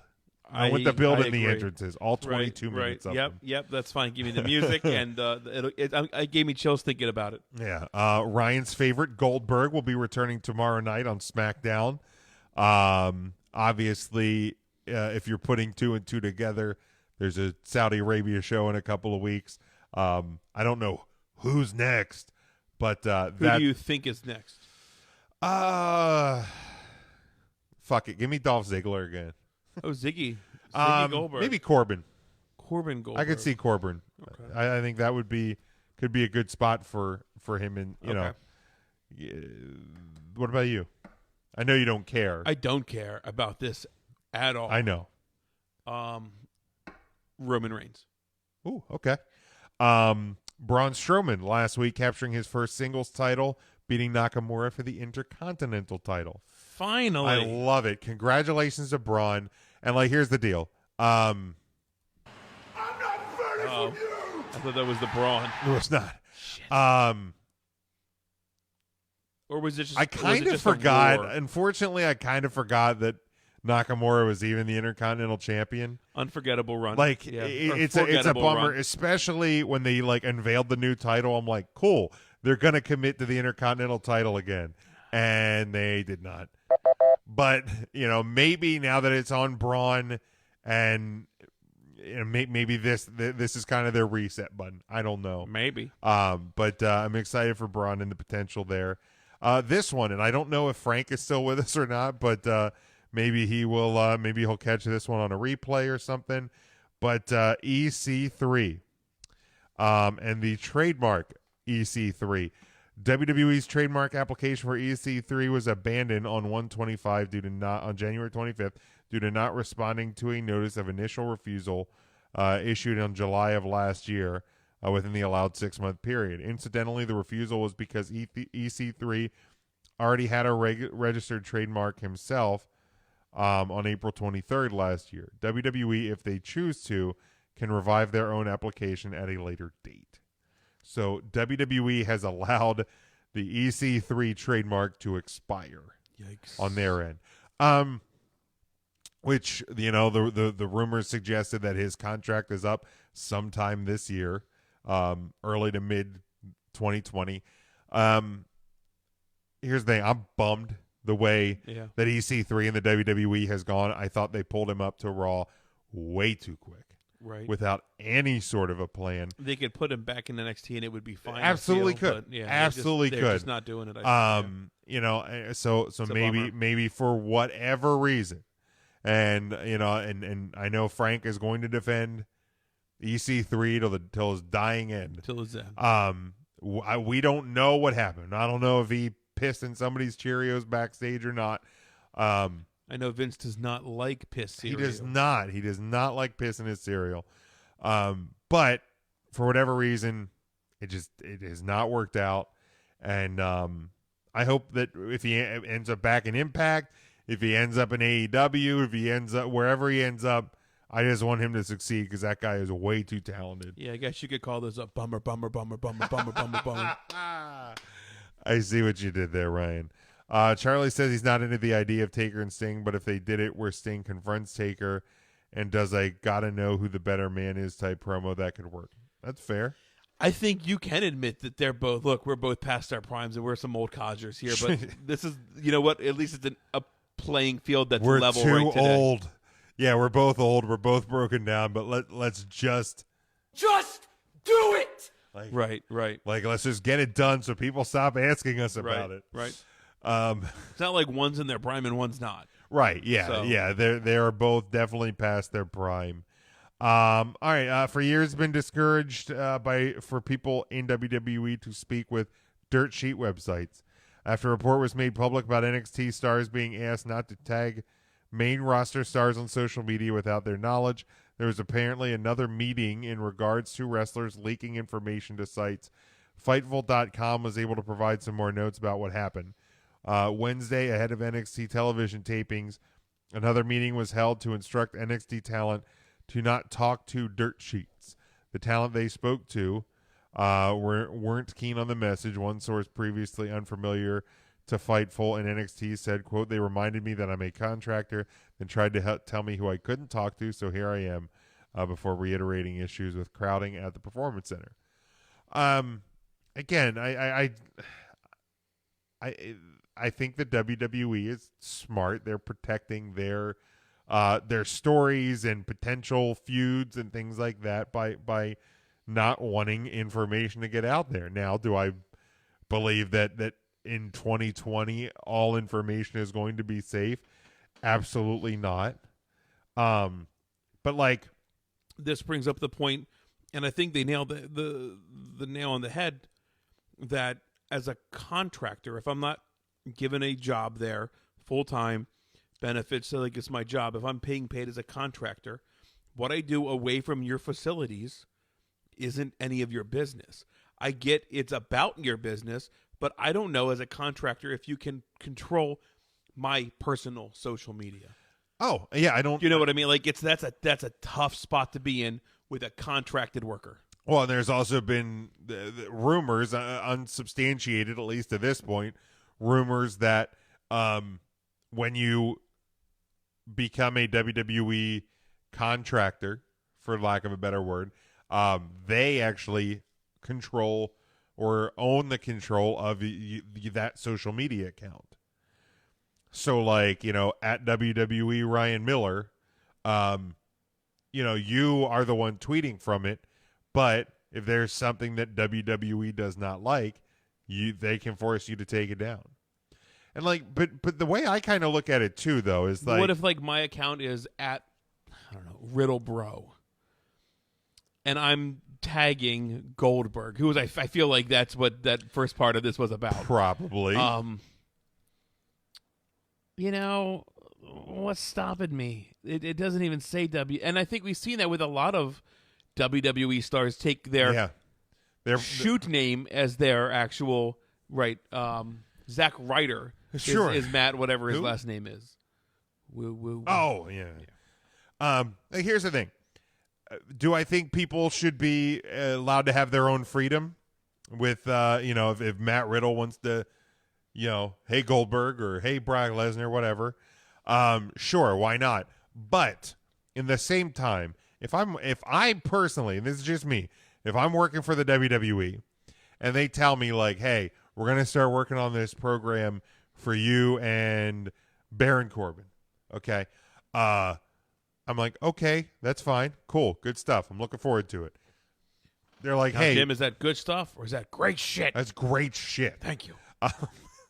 Like, why would I want to, like, spoil anything or whatever I get you. by going on my social media and being like, if I'm in NXT and they're going to bring me up the feud with Corbin, why am I going to be like, hey, at WWE Baron Corbin, see you Friday? Like, why the fuck would I do that? Hey, maybe you're just watching TV and you're going to see him Friday, Jim. I guess, but like, I hear you. You know what I mean? I get you. It's there should be common sense both ways, in my opinion. Like, you shouldn't have to tell somebody don't do this, but in the same time, like, I guess they should be allowed to have the freedom. But you know what? WWE, you don't want to worry about people leaking stuff. 3CountThursday@gmail.com. You tell us things. You tell us when we can post them. You want to kick us a little scratch back our way. Guess what? 3CountThursday@gmail.com. We'll talk. I'm leaking it. I don't give a shit what Jim says. I'll change the password on the email account. Charlie says, speaking of dirt sheets, anyone see the Cornette Meltzer Wednesday Night War? Yeah, what a fucking mess. Those two guys. Everybody knows my feelings on Meltzer. Like Cornette, I listened to his podcast. The guy's just as fucking crazy. They're both full of hot air. They are. They're both playing characters at this point. Thank you. Meltzer's a fucking joke. Cornette's a fucking character. It is what it is. But I saw somebody's tweet and he was being like, tongue in cheek. Gun to your head. You have to pick a side, Meltzer or Cornette. Like Meltzer saw the tweet and like totally took it fucking serious. It's not how it has to work. Yeah, it's not how it has to work, bro. And then like the guy's like, dude, I was being facetious. Meltzer again quote retweeting because it's all he does. He literally doesn't know how to just respond. He's like, yeah, I know. No, you fucking didn't, Dave. You're a fucking idiot. You're a dickhead. And like you were trying to make it a fucking example out of the guy. Also, I had to chuckle at this one. One of our old Jim, you got hot there, man. One of our old tweets where I got into a Meltzer battle. I saw that today. Popped back up today. Somebody commented. Somebody or liked liked it. I yeah, think. I saw that. Let me see if I can find it. But then, yeah, like I think it's just a matter of being smarter. With the social media stuff, like people. That's fair. Where it's got to be from an account that I don't recognize. Oh no, it's from last night. Maybe the account it was from today. I think maybe their account got. Maybe it was. Here we go. Bot account. Oh. So it was the initial tweet from Meltzer was something with the Yuji Nagata match had 49 better matches. At 49 had better matches than anyone in the WWE. Anyone. This is from September 7th, 2017. Okay. To which I quote retweeted, Dave, we get it. You love Japan. Right. God forbid, right? So, of course, he quote retweets me. I feel sorry for people close-minded on Nagata. You do realize Daniel Bryan said he was the best guy he was ever in the ring with. And then I quote retweeted, did I say he wasn't great? No. But to say he had better matches than anyone in WWE is going a little far here. No disrespect, just opinion. And somebody liked that tweet from September 7th, 2017. Someone's today. Just trolling and today. I don't like I live on Twitter. But I don't know how that happened. I don't either. I really don't. I'd love to find our one post about The Undertaker when he retired. Oh my God. After Mania. That just caught If fire. I can find that, I'm going to just retweet it tonight. I don't know. Danny Cage tweeted 5 hours ago. I like that. Controversial take. Not sure the product in the 80s and 90s is over as much as it was in WWF and WWE, if not for McMahon on commentary. Then after the transition into Mr. McMahon took it all to another level. I actually agree with that statement. Right. I think that's 100% spot on. What a maneuver. What a maneuver. Just two last-minute stories here. There's been a lot of speculation on Shane McMahon's WWE status after it was reported that he helped with the Royal Rumble match, the men's Royal Rumble match. He's one of the producers on it. I heard about that, yeah. But apparently he was just lending a hand that weekend. It was noted by Meltzer on the latest edition of Wrestling Observer that Shane is not officially working as a producer or an agent or any other role like that. He was simply helping out with the Rumble match. It was noted that Shane is usually not around on show days. Oh, okay. So, which I'm not actually surprised by, because like my understanding when he returned that he returned as more of like an on-screen character. Correct. Not somebody backstage. I also have heard and felt that when I heard the reports. And then lastly, congratulations WWE superstars Mike and Maria Kanellis on the birth of their second child. On Monday afternoon, Maria announced the birth of their first son, Carver Mars Bennett. He was born at 3:07 p.m. on Monday, weighing 8 pounds and coming in at 20.5 inches. So congratulations. Good-sized baby there. So congratulations to the Kanellises. Congratulations. That should be... You had a baby. Did you actually watch Ms. and Mrs. last night? I did. I was tweeting it. I'm so proud of you. I tweeted you got about You got a like back from Maurice. I didn't fucking watch a second of it, Jim. God I saw damn Maurice. It, Ryan. Maurice tweeted, "How are you liking the episode?" And I responded, "Of course, it's one of our favorites." And she was like, "Ski," and she didn't like any other tweet other than that one when I responded. So I went back and checked. We were the only one that she liked.